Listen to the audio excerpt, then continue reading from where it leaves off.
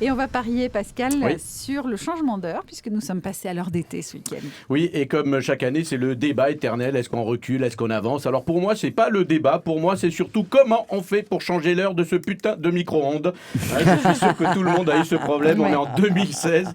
Les vrai. téléphones changent d'heure tout seuls, les ordinateurs, les tablettes. Mais le micro-ondes, ça te rend fou. Il y a 2 boutons sur un micro-ondes. Et on n'est pas fichu de le remettre à l'heure. Voilà. Si vous aussi, votre micro-ondes clignote aujourd'hui, vous êtes comme moi. Voilà, c'était mon coup de gueule du jour.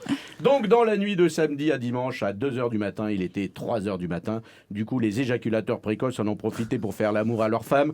C'est toujours aussi court, mais comme à 2h, il était 3h, en regardant le réveil, ils ont eu l'impression que ça avait duré 1 heure. C'est bon à prendre quand C'est même. du vécu, ça. C'est hein du vécu, voilà, c'est ça.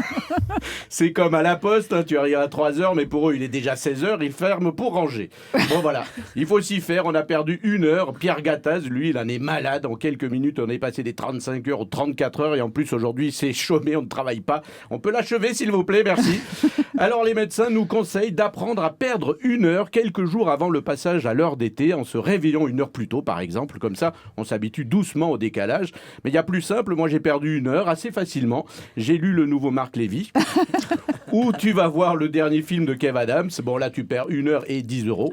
Mais oui, ce sont les seuls films où quand tu arrives dans la salle de cinéma à 14h, tu veux déjà qu'il soit à 15h. Ou encore mieux, tu prends un train SNCF pour perdre 1 heure à la SNCF. Il n'y a pas mieux. Hein. Tu perds 1 heure et si tu manges un sandwich, tu perds aussi 2 kilos à cause de la gastro que tu viens de choper, évidemment. Cela dit, comme ça, tu es prêt pour l'été. Tu pourras te mettre en maillot.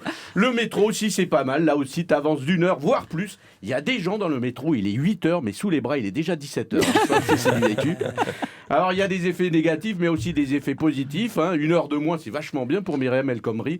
Les étudiants, du coup, ils vont manifester 1 heure de moins contre la loi travail. C'est déjà pas mal à prendre, ça, quand même. C'est pas mal. Et aujourd'hui, on n'oublie pas de célébrer Pâques. Oui, une fête incroyable. On fait croire aux enfants que ce sont les lapins qui pondent des œufs. Si ça se trouve, un jour, il y aura de la viande de cheval dans les lasagnes. Ah non, mais ça y est, je crois que ça y est. Ça y est. Tout part en C'est vrac. déjà fait. Avec cette tradition, cacher des œufs dans le jardin pour que les enfants les retrouvent. Alors, vous le savez peut-être, mais chaque année, dans les jardins de l'Élysée, il y a une chasse aux œufs. Bon, cette année, c'est annulé. François Hollande, en cherchant des œufs, il a peur de tomber sur des chômeurs. En fait, à l'Élysée, on cache les œufs en chocolat, mais c'est surtout pour éviter que Hollande ne les mange, évidemment. Alors, joyeuse Pâques à tous, et par solidarité et amitié, évidemment, voilà une raison supplémentaire de manger du chocolat belge. Et voilà. Joyeuse Pâques. Ouais, absolument. Jeff c'est de vrai. Bruges, je donne la marque. Ouais. Joyeuse Pâques, Pascal. C'était Merci. Pascal Atenza avec les paris de Pascal.